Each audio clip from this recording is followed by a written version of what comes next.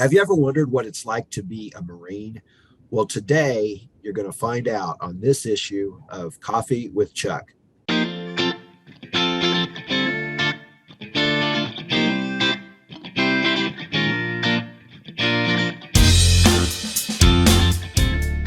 All right, I am excited to introduce our guest today. It's is it Staff Sergeant Daniel It is Holley? that. Is it? It It is. is Staff Sergeant.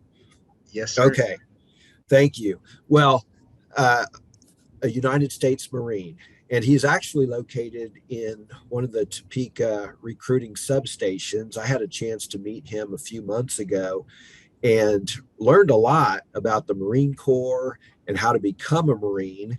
And I thought it would be interesting for our students who may be considering a career in the military or maybe a short term in the military, or maybe you haven't considered that. And after today, you will. So, Staff Sergeant Holley, thank you for joining us this morning. How are you? Hey, I'm doing well. It's a pleasure to be speaking in front of everyone, whoever watches, and hopefully I can give you guys a comprehensive understanding of what it's like to be a Marine. I'm sure you can. I'm interested, just first of all, in a little bit about your story. Where did you grow up? Uh, what were you doing in high school, and what led you to your career in the Marine Corps? Okay, so take me back to high school. I was from Villa High School. That's where I graduated in 2013. I was pretty, academically inclined. I had some offers to go to school through one of the scholarships that Georgia offers. I tried majoring at a university, Valdosta State University in Georgia, to do biology to later on become a sports trainer for some type of sports facility. Um, Lo and behold, college and high school were extremely vastly different. So uh, going in, I wasn't really prepared with what to expect as far as, and it's not even what college did. It's just me personally, what I was able to do. I wasn't able to turn my assignments in on time or go to classes or even just have the drive to put up with another 4 years of school at that age. So I did end up dropping out after the first semester, and once I was dropped out, I didn't have anything really going on. I didn't know what to do. I didn't want to sit on mom's couch, have her pay the bills for. I'm 18. I'm supposed to be an adult, or so feel like an adult, but I didn't feel like that. So um, I started to look into the military because my sister, she's in the army, and I just wanted to do some things that because I saw her be successful. I saw her how she's living and what she's like at 21, and I'm like, I don't think I'll ever be like that, But she told me to look into the military. I did, and going back to high school, I remember that there were Marines that always used to come there, and I remember every time they used to come there, they would put on I won't say a show, but they would have you perform and do exercises and do things that weren't characteristic of different speakers, different representatives that try to get you to talk to them or hear them out. And it really stood out to me. So when I was down on my luck and I remembered like who made the most impact while I was in school, I remembered that the Marines, and I definitely remember what uniform they wore. So, lo and behold, I walked into their office and I said, "Hey, I remember you came into my computer class and you talked to us. You gave us a presentation. I want to hear some more about that." And at the end of our conversation, everything that he said aligned with what I was wanting in life and what I could get out of being an 18-year-old and just a one-term enlistment. It seemed like everything that would set me up for the future. And 8 years later, I'm still here. And what is a one-term enlistment? How many years is that? So generally, a one-term enlistment, if you're active duty, which is full-time, 24/7, 365 days a year, is going to be a 4-year term. Um, there are different parts of it depending on whether you want to go active or reserves. Like so, the difference between those two is I told you what active was, but reserves is more of the part-time thing. So let's say if I said, hey, I still want to go to college when I talk to my recruiter, I still want to pursue college and things like that, or I have a job lined up, a business, or just pretty much I have life figured out, but I just want some extra assistance. The reserves would kind of play a key role in that because it would allow me to maintain everything I have going on in the civilian world, get some military training, and still be able to return to the civilian world with those skills. That tour is a little bit different. It's going to be a 6 year contract, but it only requires you to serve 2 weeks in the summer and 1 week in a month. I'd like to talk about the reserves a little bit more in a few minutes. Let's talk about your path, active duty. So you talked to the recruiter and you decided that's what you wanted to do. What were the next steps in that on that path to become a Marine? Basic training and all of those things. What did you have to do? Okay, so well, immediately the first next steps were, get my mom to be supportive. Family is a big part of the decision too. Even though I was 18, and it was my decision to make, family support goes a long way. So my mom wanted to come in and talk to the recruiter too and explain the next steps to both of us. So in order to actually, go through with the military, you have to be deemed medically, mentally, and physically qualified, which a recruiter can look at you and say, but he's not a doctor. So they have you go up to the military enlistment processing station to do all of those tests, and it's pretty much like a physical. They're checking you over, they're testing you on the ASVAB, testing your mental aptitude. I mean, just making sure you'd be able to do everything that you're going to be asked to do in the military. Once you are finished with that, you're going to go forward and do into the delayed entry program, which is a program assigned to, how can I put this, get you ready for what the training is going to be like. So once you do that, you pick your job, whatever job that you choose that you wanted to do for the next 4 years. You get a date to actually go down to Marine Corps Recruit Depot, Parris Island, or San Diego, and you're just working up until that. Once that date comes, your family meets at the office, answer any questions that you may have, and then you get on the bus or plane, and you're headed to the Yellow Footprints. Um, the next 13 weeks, which is how long recruit training is going to be the most physically, mentally, and demanding part of becoming a Marine, because it's something not every average American can do, but that's what the program is supposed to prepare you for. So day in and day out, you're going to do something that you've never been asked to do. You're going to be put out of your comfort zone, and it's going to kind of break you down to the lowest portion, and then rebuild you with more better qualities, if that makes sense. And um, that's the initial phase. Every Marine goes through that phase, and to earn a title and become a Marine, you have to go through that 13 weeks. It's absolutely crucial that you do that as well. After the 13 weeks, you graduate, you have the title Marine, so you're a Marine. There's still further training that you have to do to get to the standards of every other Marine, because you're just a entry level Marine at that point. So what you'll do is you'll go to Marine combat training or School of Infantry, depending on what your specific specialty that you picked was. Infantry Marines, they go to the School of Infantry, which is a 3 month course, and every other Marine goes to Marine combat training, which is 28 days. What they're going to do there is just train you on basic tactics, infantry skills, communication skills, how to pretty much survive in the wilderness, do things that we're asked to do on a day in and day out basis. And then after that 28 days is finished, you're fully qualified to be a Marine. Now you're going to be fully qualified to do your job in the Marines. So you're going to go off into your military specialty school. Depending on what your job is, can depend on where the location is at, and also how long that schooling is. Certain jobs are more technically inclined, so it take a little bit longer to learn and get you proficient to where you can do it on your own. But the schools they're foolproof. They're going to take you from baby steps to you first getting there not knowing anything. They're going to teach you in the books, in the manuals. They're going to put your hands on the equipment. They're going to supervise you, but then they're going to take a step back. They feel like you're learning a lot. They're going to let you do it on your own, and then test you out over everything that you learned and certify you at the end. So that going forward, you're a certified Marine in whatever specialty that you learned. And then after that, it's off to the Fleet Marine Force. The Fleet Marine Force is it's day-to-day life as a Marine. It's going to be where you're stationed at.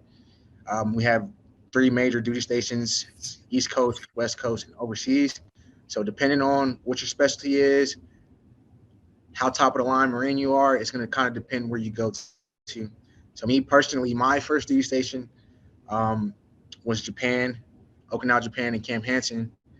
By trade, I'm an 1171 water support technician. So my schoolhouse was in Camp Lejeune, North Carolina. If you don't know what an 1171 water support technician is, basically what our job is in humanitarian missions, we provide aid because sometimes earthquakes, hurricanes can displace the natural water in a population. So we'd be tasked to go in, purify that water, decontaminate it, to give the local population just the basic life necessities. And so at the time, Japan was a really hot spot for our job, and it still is. So that was my first duty station. I got to go out there and do my job, and not necessarily humanitarian missions, but practice if we were to ever have to do that. And after Japan, I did a 2 year stint in Japan. After that, I transitioned to Camp Pendleton, California, where I did the next 3.5 years. Um, I did my job out there as well, and California is a real hot spot for wildfires too. So we were asked in some type of way to assist with the efforts of putting out wildfires while we're there too. So even though my main job is to purify water, we're water specialists. So we get asked to do things with water all the time. Um, and that's pretty much been my Marine Corps career up until I became a recruiter, which is what I'm doing now out here in Topeka, Kansas. You said one of the things you do initially is take the ASVAB, and can you tell us what that acronym stands for? I know we've had several students take it, but could you tell us what that stands for, and then a little bit more about the assessment? Yeah, so the ASVAB stands for the Armed Services Vocational Aptitude Battery. And what it is it's a part of the career exploration test. So yes, you can use it to determine what you're able to do in the military, but it's also a key test to determine like what you're pretty apt to do. So it's going to test you over 7 different skills: general science, general technicians, um, your mechanical, electrical, and clerical scores, which those are pretty much like the basis of like what jobs are in the real world. So if you're a problem solver, it's going to tell you that. If you're good at math, if you're good at putting stuff together, working with your hands, it's going to tell you that too. So people can take it and join the military and say, hey, I want this job because I'm best at it. But you can also take that into the civilian world and be like, hey, I am pretty good at this. I tested pretty high at this. I might be more apt to do a job in this field because I'm already good at it, and I have with the knowledge that I know.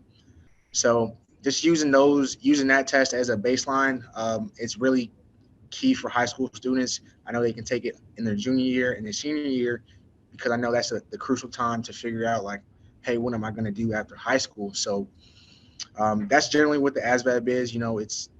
It is for the military, but it is for the civilian world too. Was it a result of that assessment that led you down the path you chose, or why did you decide to do the job you're doing? Was it related to the ASVAB, or is it something that just interested you when you got in? Well, so even when I took my ASVAB score and I got a large list of jobs that I qualified for, I still wasn't quite sure what I wanted to do. So what my recruiter he gave me that list. He told me to go home and do some research and think about something that I would like to do for the next 2 or 3 years or even 4 years, and come back with that decision and we can talk about it. So I went home with that list. There was probably 25 fields that I qualified for, and with that large list, I wouldn't know what I wanted to do. I knew what I didn't want to do, which I think was administration, paperwork, and things like that. But I knew I wanted to get out there, work with my hands, do something that would, keep me tasked on a daily day basis and, challenge me too. So when I thought about jobs that were technical, that could challenge you on a day in and day out basis, I thought about, hey, this field seems like it has a purpose. It seems like, well, I don't know anything first about it, so I'm walking in blind. So that'll be a challenge to learn that stuff. So, and I decided that, hey, I want to become a water support technician. And, 8 years later, after I finish recruiting, that'll be the job that I head back to too. It's one that stuck with me as well. So tell us what you can about the 13-week initial training, physical, mental. What, which was most difficult for you, physical or mental? Because I think we've seen movies and we may have an idea of what it might be like. But what can you tell us about that 13-week initial training period?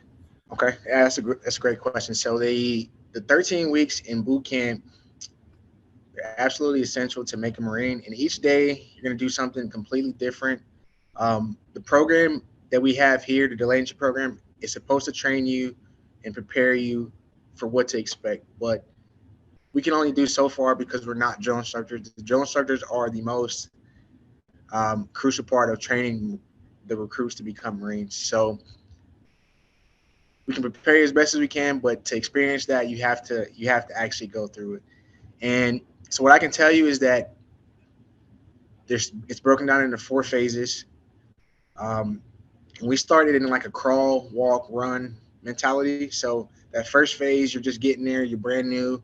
They're going to teach you the basics. They're going to get you introduced to drill, weapons handling, martial arts, physical fitness, and things like that. It's going to get you accustomed to the program, accustomed to what you're going to do each day.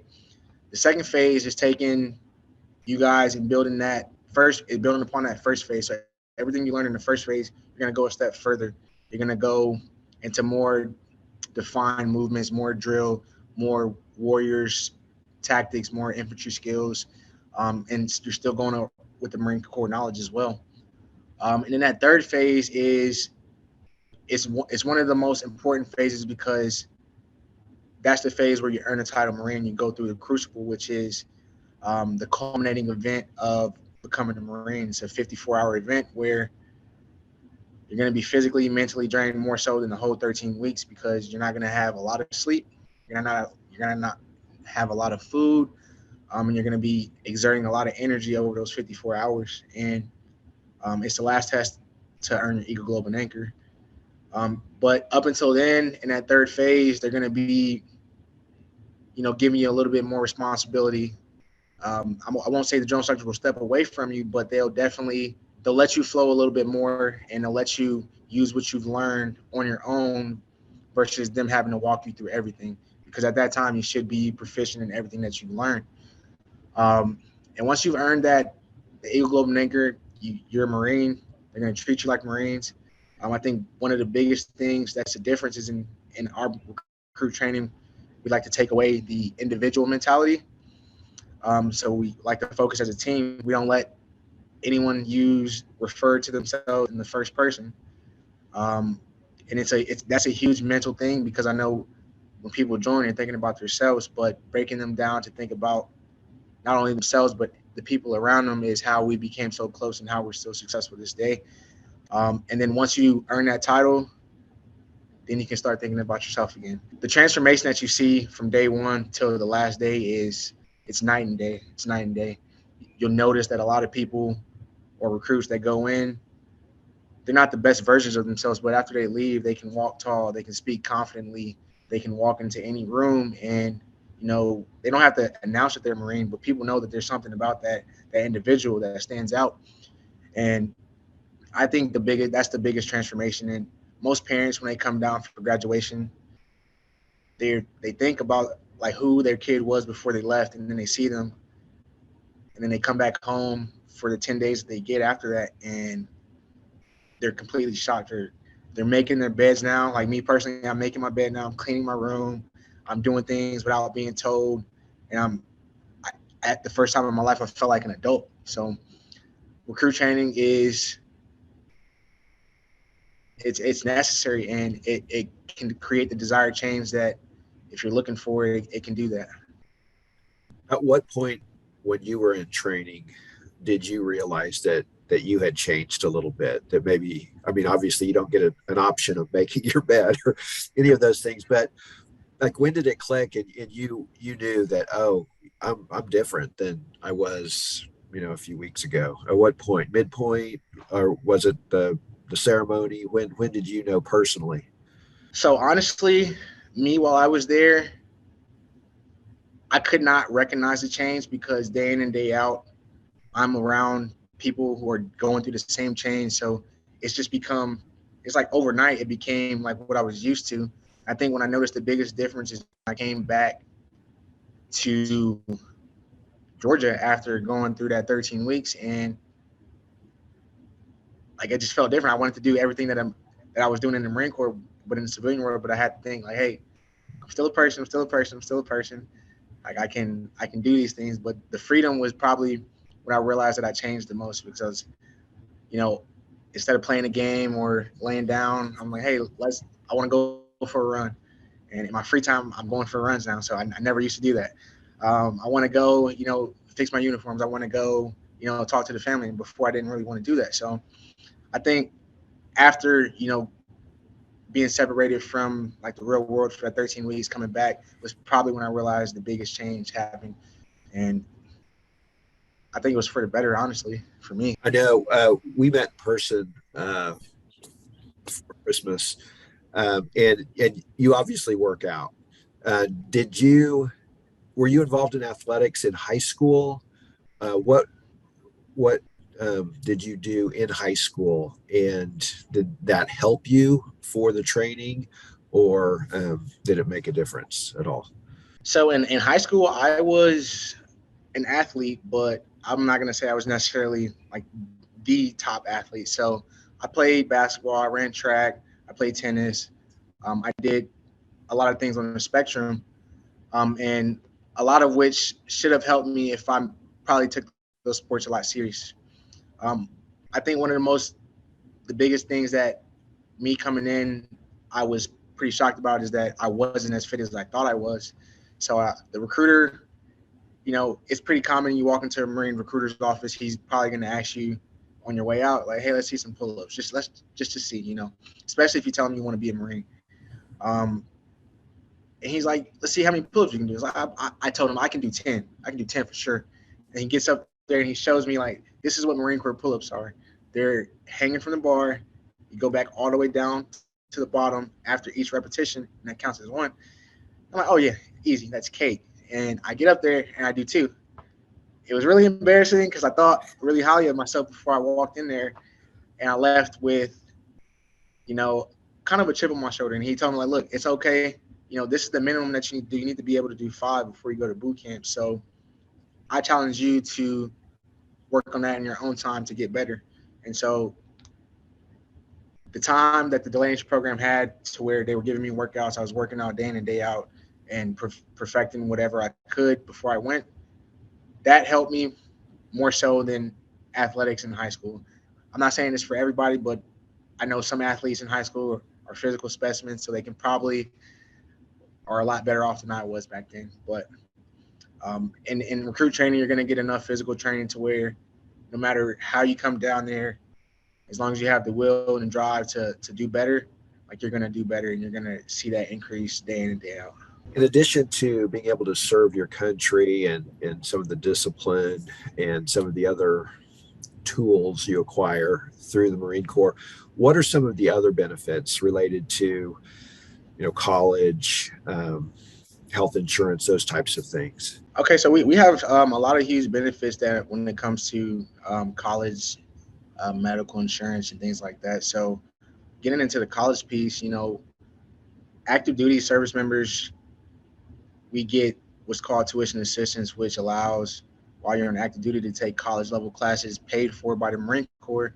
Um, and on top of that, you get your GI Bill after 3 years, which is the 4 year tuition at any university in the United States to get that bachelor's degree or whatever you may have. So I know a lot of people who are on active duty who take advantage of both the tuition assistance program and they save their GI Bill till after they separate. So in a 4 year term, you see people taking online classes here and there. They can leave with an associate's degree that they didn't even pay a penny out of pocket for. And then after that, they have their 4 years at whatever university that they want to do, and it's all paid for: books, tuition, expenses, anything that comes under the sun with college. Um, which is great for those people who feel like college isn't for them directly after high school. they want to do it in the future, they still have an opportunity to pay for it. Um, Medical insurance, dental insurance for active duty service members as well is fully covered. The biggest way that I can put it is that I have a lot of friends with children, with children, no matter how young they may be, but they have a baby and they go to one of the naval hospitals that's covered under TRICARE or any hospital that's covered under TRICARE, and everything is taken care of, all expenses paid for. They don't even see a bill. Um, Sometimes with that, the hospitals will mail them a bill and just show them that zero balance is due, just to like give them an idea like this is how much they're paying, and this is how much you have to pay out of pocket, which is nothing. So I think that is a really great coverage. When I was 18, I wasn't thinking about health insurance or medical insurance. I just wanted to get paid. The pay's pretty good too, and when you think about all the things that you're not going to have to pay for right out of pocket, like rent, we get paid housing, whether it's on base or off base. We get all the things that you have in the kind of the civilian world that you may have to pay out of pocket for, like utilities, rent, insurance, things like that. It's a huge chunk of like your paychecks, but we don't have those expenses here. So a lot of our money that we get paid is actually going into our bank accounts as well. Um, when you talk about those technical schools, I know I said earlier that you go through your specialty schools and you get certified in those as well. Um, those certifications travel over and you put in hours day in and day out in the Marine Corps. You can actually get those transferred into a journeyman certificate, which is huge in the civilian world. It shows that you've already had enough experience to where you don't have to be trained. You can really walk into a job day one and have a certain level of experience to lead, to not even be asked to start at the bottom. So there's a lot of great things, and I could probably talk forever just on that piece alone. What Um, about retirement? How many years do you have to serve to get your retirement, and what does the retirement look like? so the retirement is generally at 20 years. 20 years will get you your pension at whatever rank that you got out, um, for the rest of your life, pretty much. And one of the great things about the 20 years is that you can do 20 years and it goes by that fast. At 18, doing 20 years, you retire at 38 years old, which sounded pretty great to me. It sounded pretty great to me, and that's what I'm chasing right now. But at 38, having a pension for the rest of your life and possibly not having to work again it was a big factor for me too. I know that if you stand for 30 years, you can retire and still get to keep your full medical and dental coverage. So have medical insurance for the rest of your life too. That's another added benefit of that 30-year retirement. Um, it's a great thing, and a lot of people when they get out of the military, they're only 38, so they're not quite done. They don't want to settle down yet. They still want to see some excitement. So I see a lot of people get out and then go work for another government agency for maybe the next 20 years if they wanted to, but so they could couple both retirements together and get pensions from both of them. So um, it's a great deal.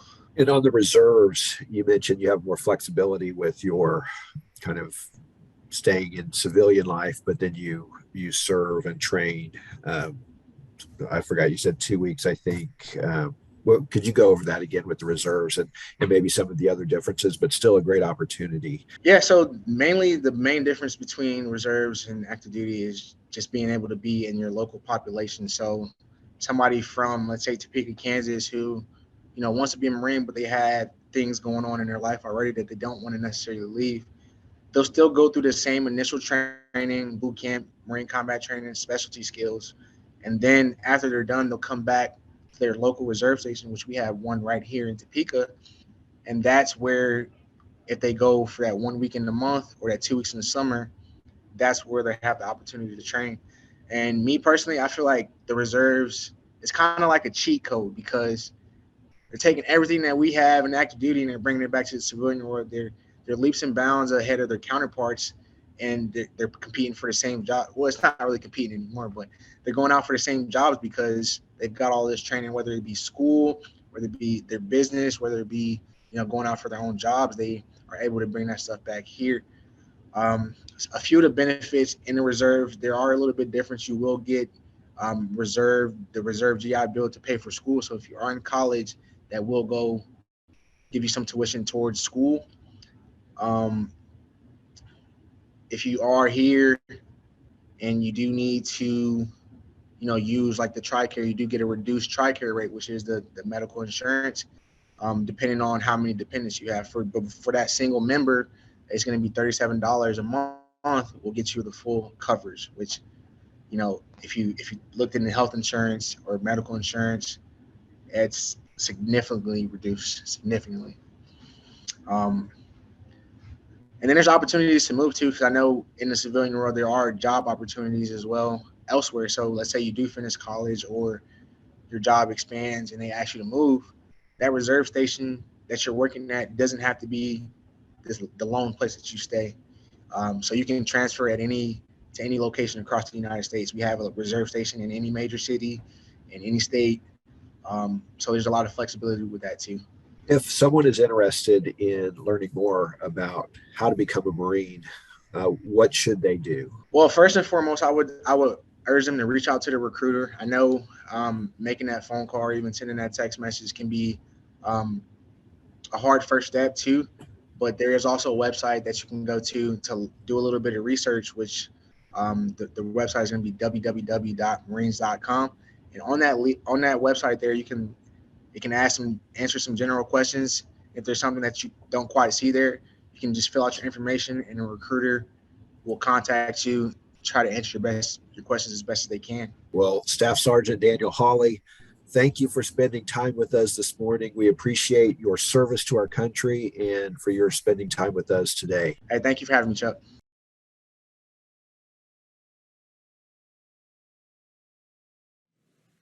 Thanks for watching Coffee with Chuck.